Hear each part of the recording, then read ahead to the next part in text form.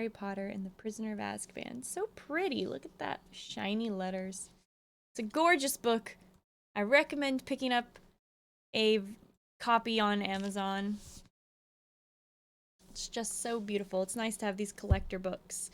I like them. Okay, so in the last chapter, we really were just beginning our story, and Harry is looking forward to returning to Hogwarts. Ron got to have a wonderful trip with his family in Egypt.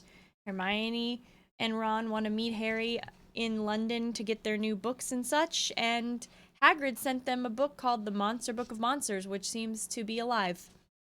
And we don't know why Hagrid sent that book, but he said he's going to need it for next school year, so we'll see what happens. Oh, and Harry really wants to go to Hogsmeade, but he needs his parents' signature. And his parents are the Dursleys. So it's going to take a miracle to get that signature. But let's see what happens. Chapter 2. Aunt Marge's big mistake. For those of you who can't read backwards. Should probably reverse that on the screen so you guys can actually read it. But you know what? We'll do that later. Harry went down to breakfast next morning to find the three Dursleys already sitting around the kitchen table. They were watching a brand new television. A welcome home for the summer present for Dudley, who had been complaining loudly about the long walk between the fridge and the television in the living room. What? Who does that? You're complaining because it takes you too long to walk from the fridge to the living room? Well, it's quite lazy of Dudley. But he got a new television, hooray. Dudley had spent most of the summer in the kitchen, his piggy little eyes fixed on the screen and his 5 chins wobbling as he ate continually. How could anyone have 5 chins? Harry sat down between Dudley and Uncle Vernon. A large, beefy man with very little neck and a lot of moustache. Far from wishing Harry a happy birthday, none of the Dursleys gave any sign that they had noticed Harry enter the room. But Harry was far too used to this care. Oh. Just leave it like that. But Harry was far too used to this to care. He helped himself to a piece of toast and then looked at the newsreader on television, who was halfway through a report on an escaped convict. Public is warned that Black is armed and extremely dangerous. A special hotline has been set up, and any sighting of Black should be reported immediately. No use to tell us he's no good, snorted Uncle Vernon, staring over the top of his newspaper at the prisoner. Look at the state of him! A filthy layabout. Look at his hair. He shot a nasty look sideways at Harry, whose untidy hair had always been a source of great annoyance to Uncle Vernon. You can't judge someone on their hair. That's not good. Compared to the man on television, however, whose gaunt face was surrounded by a matted elbow-length tangle, Harry felt very well-groomed indeed. The newsreader had reappeared. The Ministry of Agriculture and Fisheries will announce today... Hang on, barked Uncle Vernon, staring furiously at the newsreader. You didn't tell us where that maniac's escaped from. What use is that? Lunatic could be coming up the street right now. Aunt Petunia, who was bony and horse-faced, whipped around and peered intently out of the kitchen window. Harry knew Aunt Petunia would simply love to be the one to call the hotline number. She was the nosiest woman in the world and spent most of her life spying on her boring, law-abiding neighbors. When will they learn? Said Uncle Vernon, pounding the table with his large purple fist. That hanging's the only way to deal with these people. Very true, said Aunt Petunia, who was still squinting into next door's runner beans. Uncle Vernon drained his teacup, glanced at his watch, and added, I'd better be off in a minute, Petunia. Marge's train gets in at 10. Harry, whose thoughts had been upstairs with the broomstick surfacing kit, a gift from Hermione, was brought back to earth with an unpleasant bump. Aunt Marge, he blurted out. She's not coming here, is she? Aunt Marge was Uncle Vernon's sister, even though she was not a blood relative of Harry's, whose mother had been Aunt Petunia's sister. He had been forced to call her Aunt for all his life. Aunt Marge lived in the country in a house with a large garden where she bred bulldogs. She didn't often stay in Privet Drive because she couldn't bear to leave her precious dogs, but each of her visits stood out horribly vividly in Harry's mind. At Dudley's 5th birthday party, Aunt Marge had whacked Harry around the shins with her walking stick to stop him beating Dudley at the musical statues. Okay, those of us who are from America, anyone want to guess what that means? The musical statues? Apparently it's a game that he's beating Dudley at. The musical statues. Is that common in England? Alright. A few years later, she had turned up at Christmas with a computerized robot for Dudley and a box of dog biscuits for Harry. I challenge one of you to look that up. Google the musical statues game. If you can't find it, ad from Harry Potter, Chapter 2. On her last visit, the year before Harry had started Hogwarts, Harry had accidentally trodden on the paw of her favorite dog. Ripper had chased Harry out into the garden and up a tree, and Aunt Marge had refused to call him off until past midnight. That is child abuse. Okay, that's nothing new for Harry, though. The memory of this incident still brought tears of laughter to Dudley's eyes. "Marge will be here for a week," Uncle Vernon snarled. "And while we're on the subject," he pointed a fat finger threatening at Harry, "we need to get a few things straight before I go and collect her." Dudley smirked and withdrew his gaze from the television, watching Harry being uncled by... being uncled? Being bullied by Uncle Vernon was Dudley's favorite form of entertainment. "Firstly," growled Uncle Vernon, "you'll keep a civil tongue in your head when you're talking to Marge." "All right," said Harry bitterly, "if she does when she's talking to me." Harry's so sarcastic to them. It's I don't know. Do we admire this about Harry, how sarcastic he is to them? I guess that's more enjoyable for the reader than to read someone who's like just gets all this abuse and just takes it. You know what I mean? Because I feel like a lot of kids in this situation, if they had very abusive caretakers, some of them would like be afraid to speak up and be afraid to do anything and just kind of take the abuse because they know if they say or do anything back to the person that it's just going to get worse. And so sometimes I'm surprised by Harry's bravery to say these snarky comments back to his family because he knows that they don't care. Like anything he says to them snarky, it's not like it changes who they are. They don't take in anything he says, and it just makes them get more mad at him. But I guess one thing about Harry is he has a little bit of a temper and a little bit of, not a little bit, but he has a strong sense towards justice. And I can relate to him in that sense, and maybe you can too, but this desire to see justice being done causes him to do the small things like being sarcastic back to the family because it's so unjust the way they treat him. He can't help but to speak out and kind of be sarcastic back and fight for himself because he needs that kind of justice. And also, even though that could get him in trouble and isn't really a great way of using your sense of justice because it doesn't make any positive results. However, he does use that strong justice as well when he's fighting Voldemort and protecting his friends and standing up for what's right. And a lot of times we'll see throughout the series, and we've already seen in the past, and we'll see again, how Harry's strong sense of justice and just like, it's almost like he can't control it sometimes. He just blurts things out and acts rashly sometimes in the desire of protecting justice for himself and for his friends and for humanity and wizards. Are wizards part of humanity? I'll leave that up to you. Anyway, it gets him into trouble, but it also helps him. it also helps him. Let us continue.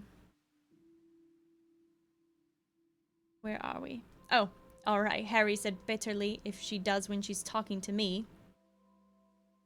Secondly, said Uncle Vernon, acting as though he had not heard Harry's reply, as Marge doesn't know anything about your abnormality, I don't want any funny stuff while she's here. You behave yourself. You got me?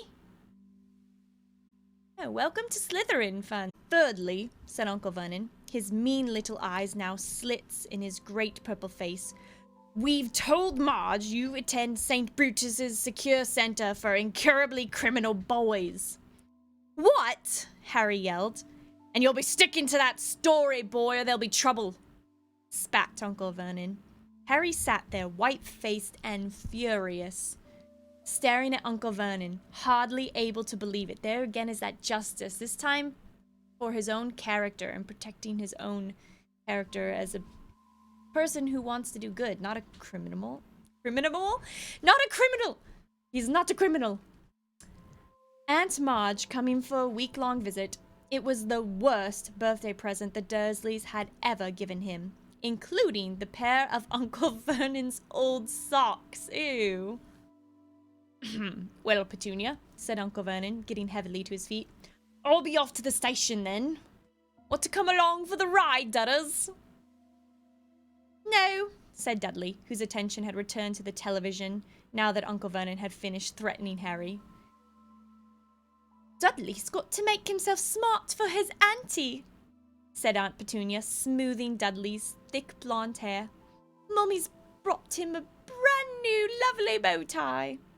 Uncle Vernon clapped Dudley on his porky shoulder. See you in a bit then, he said, and he left the kitchen. Harry, who had been sitting in a kind of horrified trance, had a sudden idea. Abandoning his toast, he got quickly to his feet and followed Uncle Vernon to the front door. Uncle Vernon was pulling on his car coat. Now, car coats are something apparently they wear in England, and I'm not sure what they are, but I guess when you're in a car, you need a special kind of coat, so there you are. That's definitely what they are, right? I'm not talking to you, he snarled as he turned to see Harry watching him. Like I wanted to come, Harry said coldly. I want to ask you something. Uncle Vernon eyed him suspiciously.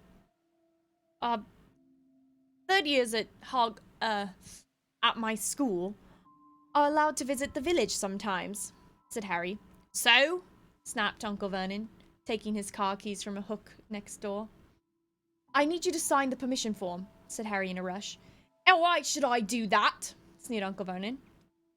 Well, said Harry, choosing his words carefully, it'll be hard work pretending to Aunt Marge that I go to St. Whatsits. St. Brutus Secure Center for Incurably Criminal Boys, bellowed Uncle Vernon, and Harry was pleased to hear a definite note of panic in Uncle Vernon's voice. Exactly, said Harry, looking calmly up into Uncle Vernon's large, purple face. It's a lot to remember. I'll have to make it sound convincing, won't I? What if I accidentally let something slip? You'll get the stuffing knocked out of you, won't you? Roared Uncle Vernon, advancing on Harry, his fist raised. But Harry stood his ground. Knocking the stuffing out of me won't make Aunt Marge forget what I could tell her, he said grimly. Uncle Vernon stopped, his fist still raised, his face an ugly puce.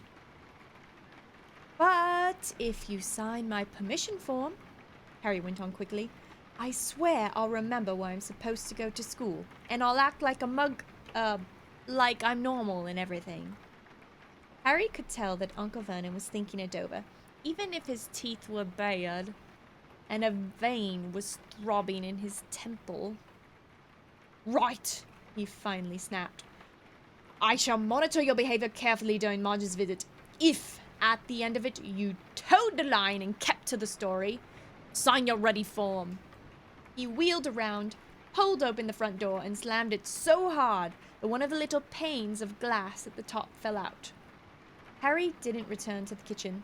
He went back upstairs to his bedroom. If he was going to act like a real muggle, he'd better start now. Slowly and sadly, he gathered up all his presents and his birthday cards and hid them under the loose floorboard with his homework. Then he went to Hedwig's cage. Errol seemed to have recovered. He and Hedwig were both asleep, heads under their wings. Harry sighed, then poked them both awake. Hedwig said gloomily, "You're going to have to clear off for a week. Go with Errol. Ron will look after you. I'll write him a note explaining. And don't look at me like that." Hedwig's large amber eyes were reproachful. "It's not my fault. It's the only way I'll be allowed to visit Hogsmeade with Ron and Hermione." 10 minutes later, Errol and Hedwig, who had a note to Ron bound to her leg, soared out of the window and out of sight. Harry, now feeling thoroughly miserable, put the empty cage away into the wardrobe. So sad. But Harry didn't have long to brood. In next to no time, Aunt Petunia was shrieking up the stairs for Harry to come down and get ready to welcome the guest. "Do something about your hair!" Aunt Petunia snapped as he reached the hall. Harry couldn't see the point of trying to tidy his hair and make it flat. Aunt Marge loved criticizing him, so the untidier he looked, the happier she would be. It's a good point, Harry. It's a very good point. All too soon, there was a crunch of gravel outside as Uncle Vernon's car pulled back into the driveway. Then the clunk of the car doors and footsteps on the garden path. "Get to the door!" Aunt Petunia hissed at Harry. A feeling of great gloom in his stomach, Harry pulled open the door. On the threshold stood Aunt Marge. She was very like Uncle Vernon. Large, beefy, purple-faced. She even had a mustache. And that's strange. Though not as bushy as his. That's good. In one hand, she held an enormous suitcase, and tucked under the other was an old, evil-tempered bulldog. And here's a picture of that bulldog. Hello. I like dogs, but not mean ones. "Where's my dudders?" roared Aunt Marge. "Where's my Neffy Pooh?" Dudley came waddling down the hall.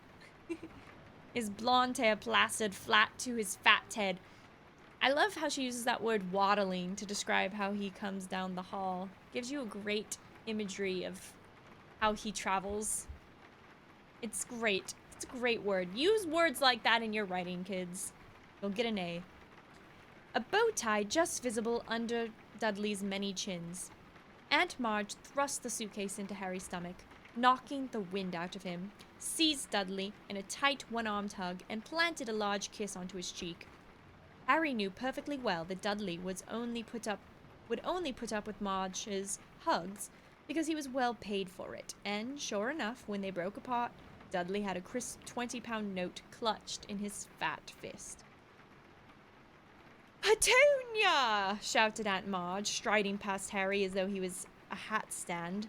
Aunt Marge and Aunt Petunia kissed, or rather, Aunt Marge bumped her large jaw against Aunt Petunia's bony cheekbone. Uncle Vernon now came in, smiling jovially as he shut the door. "Tea, Marge," he said. "And what will Ripper take?" "Ripper can have some tea out of my saucer," said Aunt Marge. Gross. As they all trooped into the kitchen, leaving Harry alone in the hall with the suitcase. But Harry wasn't complaining. Any excuse to not be with Aunt Marge was fine by him, so he began to heave the case upstairs into the spare bedroom, taking as long as he could. By the time he'd got back to the kitchen, Aunt Marge had been supplied with tea and fruitcake, and Ripper was lapping noisily in the corner. Harry saw Aunt Petunia wince slightly as specks of tea and drool flecked her clean floor. Aunt Petunia hated animals. "Who's looking after the other dogs, Marge?" Uncle Vernon asked. "Oh, I've got Colonel Fubster managing them," boomed Aunt Marge. "He's retired now. Good for him to have something to do. But I couldn't leave poor old Ripper. He pines if I'm away from him." Ripper began to growl again as Harry sat down. That's my dog growl. It's quite great. This directed Aunt Marge's attention to Harry for the first time. So, she barked, still here, are you? Yes, said Harry. Don't you say yes in that ungrateful tone, Aunt Marge growled. It's a damn good of Vernon and Petunia to keep you. Wouldn't have done it myself. You'd have gone straight to an orphanage if you'd been dumped on my doorstep. Harry was bursting to say that he'd rather live in an orphanage than with the Dursleys. So true, right?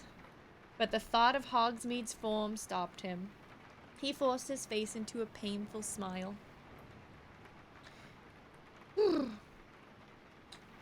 Yes, well, as we will see, it is good for Harry to be with the Dursleys. If he was in an orphanage, you never know who he might end up with. It's probably better to be with family, even them, as opposed to some of the evil people that there could be in the world. Harry forced his face into a painful smile. That's how I imagine it was. Don't you smirk at me, boomed Aunt Marge. I can see you haven't improved since I last saw you. I hoped school would knock some manners into you. See, that's the problem with parents these days. They think that school is going to train their children how to behave and how to be humans and how to be good people. And welcome to the Famsky Chicken Waffles. Welcome to Ravenclaw. Parents just think that they just send kids to school and then magically, through this magical teacher, all of a sudden they know everything there is to know about life, behavior, manners, how to get rich, how to start your own gym. But that's not what school teaches, okay? School teaches math and how to write things and reading and sometimes science and sometimes history. And in very rare cases, art and music. Okay, teachers don't have time to teach your kid how to have manners. They don't even have time to teach your kid the things they're supposed to teach your kid, which is why most teachers can't teach history, art, or music anymore. Because there's no time. Alright, parents, so you gotta teach your own kids how to be humans. Don't have kids unless you want to spend time with them. That's a good rule for life. Alright. I just had to say that. Okay, where were we? Marge took a large gulp of tea, wiped her mustache, and said, Where is it that you sent him again, Vernon? St. Brutus's, said Uncle Vernon promptly. It's a first-rate institution for hopeless cases. I see, said Aunt Marge. Do they use the cane at St. Brutus, boy? She barked across the table. Uncle Vernon nodded curtly behind Aunt Marge's back. Yes, said Harry. Then, feeling he might as well do the thing properly, he added, all the time. Excellent, said Aunt Marge. I won't have this namby-pamby, wishy-washy nonsense about not hitting people who deserve it. A good thrashing is what's needed in 99 cases out of 100. Have you been beaten often? Oh, yeah, said Harry. Loads of times. Aunt Marge narrowed her eyes. I still don't like your tone, boy, she said. If you can speak of your beatings in that casual way, they clearly aren't hitting you hard enough. Petunia, I'd write if I were you. Make it clear that you approve the use of extreme force in this boy's case. Actually, studies show that using force on either dogs or children is an ineffective way to train or discipline them. It just tends to lead to more aggression later in life. Or with a dog, immediate aggression when they bite you afterwards. Perhaps Uncle Vernon was worried that Harry might forget their bargain. In any case, he changed the subject abruptly. Heard the news this morning, Marge. What about that escaped prisoner, eh? As Aunt Marge started to make herself at home, Harry caught himself thinking almost longingly of life at number 4 without her. Uncle Vernon and Aunt Petunia usually encouraged Harry to stay out of their way, which Harry was only too happy to do, Aunt Marge, on the other hand, wanted Harry under her eye at all times, so that she could boom out suggestions for his improvement. She delighted in comparing Harry with Dudley, and took huge pleasure in buying Dudley expensive presents while glaring at Harry, as though daring him to ask why he hadn't got a present too.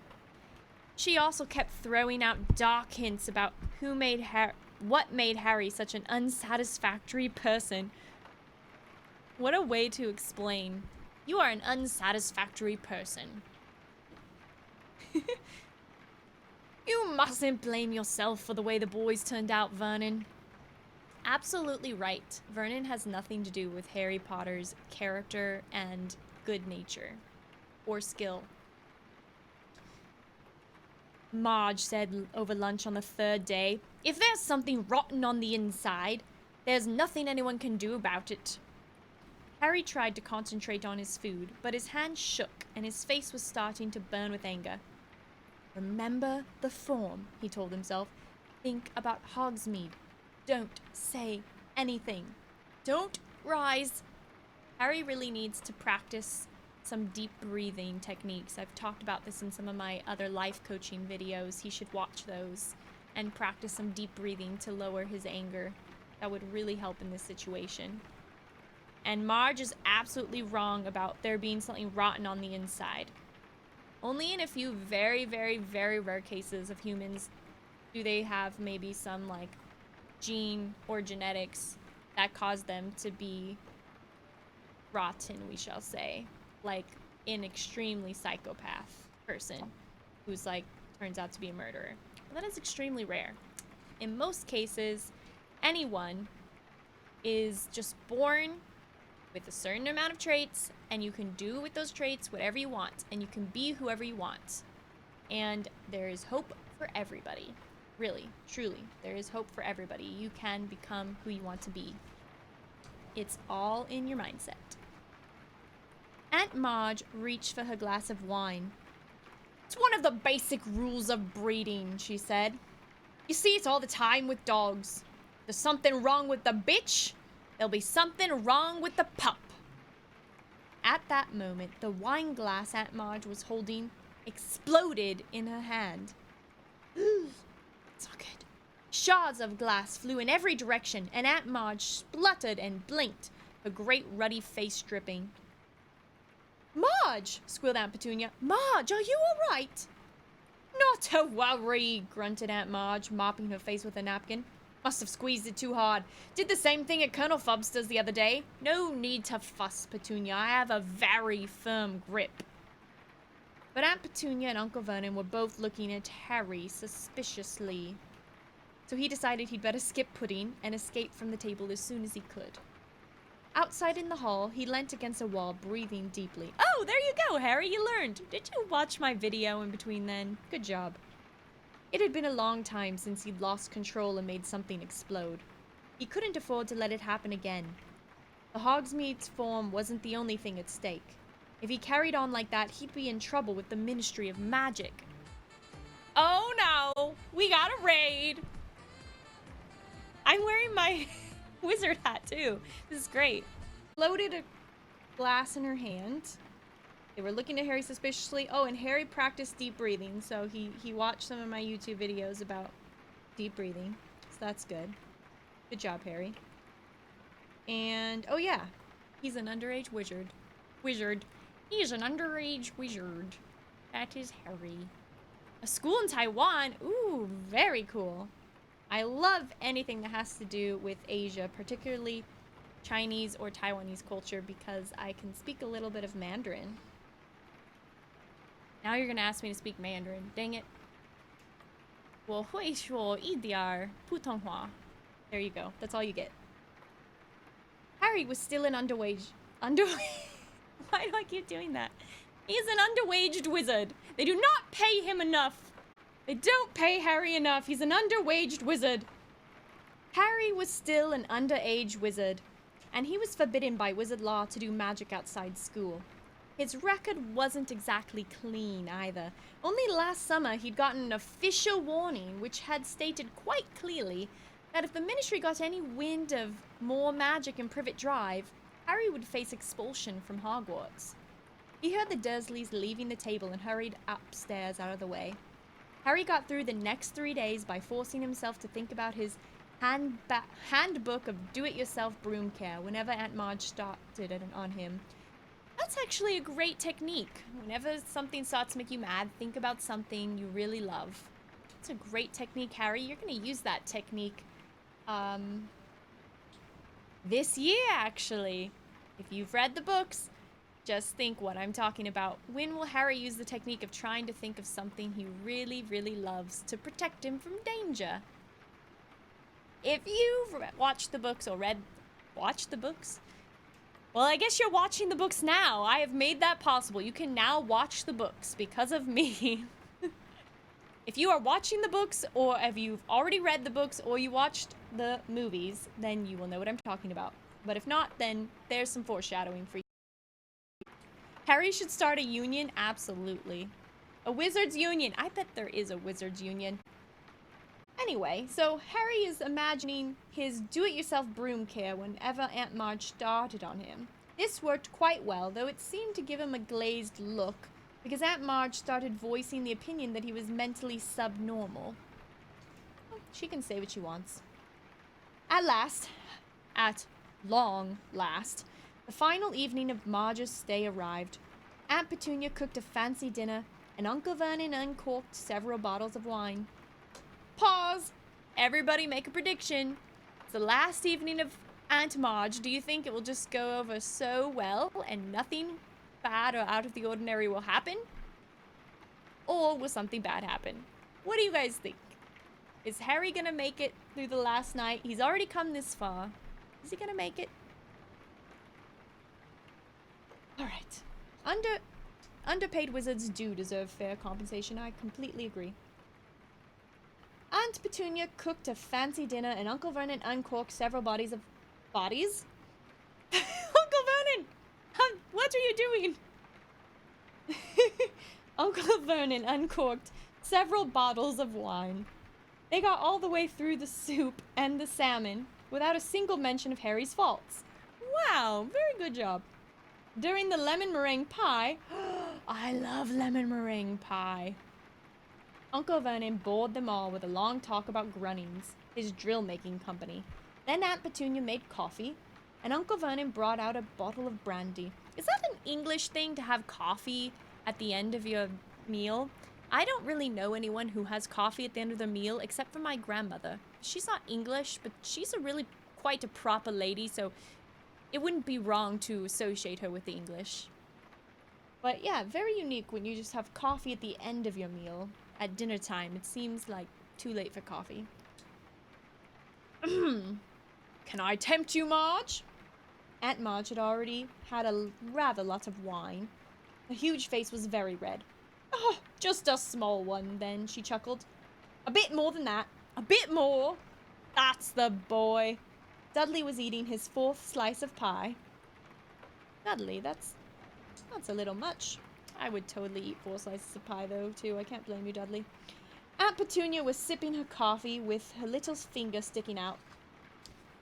Harry really wanted to disappear into his bedroom, but he met Uncle Vernon's angry little eyes and knew he would have to sit it out. Ah, said Aunt Marge, smacking her lips and putting the empty brandy glass back down. Excellent nosh, Petunia. It's normally just a fry-up for me in the evening with 12 dogs to look after. She burped richly and patted her great tweed stomach. I can't do a fake burp. That's the best you get. Pardon me, but I do like to see a healthy-sized boy, she went on, winking at Dudley. You'll be a proper-sized man. Dudders, just like your father. Yes, I'll have a spot more brandy, Vernon. Now, this one here. She jerked her head at Harry, who felt his stomach clench. The handbook, he thought quickly. This one's got a mean, runty look about him. You get that with dogs. I had Colonel Fubster... What? I had Colonel Fubster drown one last year. You drowned dog? You should go to jail for that. Ratty little thing it was. Weak, underbred. Harry was trying to remember page 12 of his book, A Charm to Cure Reluctant Reversers. It all comes down to blood. As I was saying the other day, bad blood will out. Now, I'm saying nothing against your family, Petunia. He patted Aunt Petunia's bony hand with a shovel-like one. But your sister was a bad egg. They turn up in the best of families. Then she ran off with a wastrel. And here's the result right in front of us. What's a wastrel? That's a fun vocab word of the day. Wastrel. Obviously, it means not a good charactered person. A wastrel. You wastrel. Harry was staring at his plate, a funny ringing in his ears. Grasp your broom firmly by the tail, he thought. But he couldn't remember what came next. Aunt Marge's voice seemed to be boring into him like one of Uncle Vernon's drills. This Potter, said Aunt Marge loudly, seizing the brandy bottle and splashing more in her glass and over the tablecloth. You never told me what he did. Uncle Vernon and Aunt Petunia were looking extremely tense. Dudley had even looked up from his pie to gape at his parents. Will they say? He didn't work, said Uncle Vernon with half a glance at Harry. Unemployed. Aha! As I expected, said Aunt Marge, taking a huge swig of brandy and wiping her chin on her sleeve. A no-account, good-for-nothing, lazy scrounger who... He was not, said Harry suddenly. Table went very quiet. Harry was shaking all over.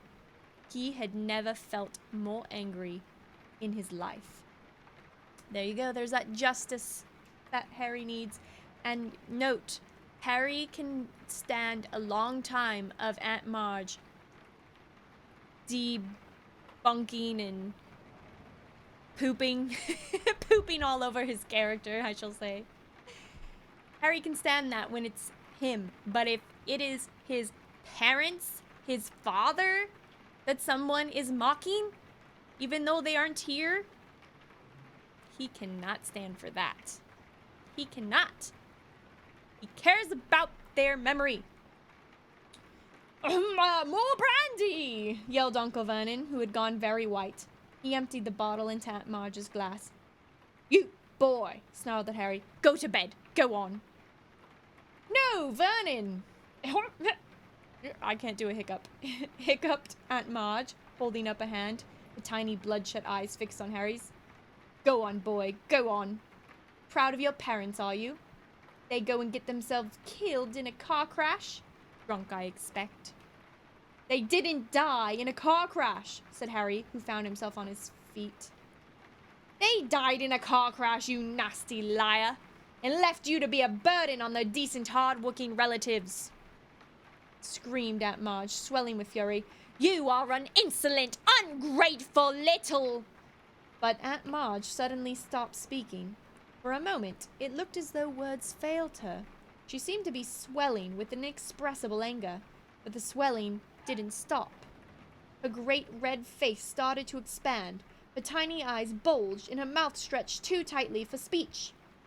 Next second, several buttons burst from her tweed jacket and impinged off the walls. She was inflating like a monstrous balloon, her stomach bursting free of her tweed waistband, each of her fingers blowing up like salami. Marge! Yelled Uncle Vernon and Aunt Petunia together, as Aunt Marge's whole body began to rise off her chair towards the ceiling.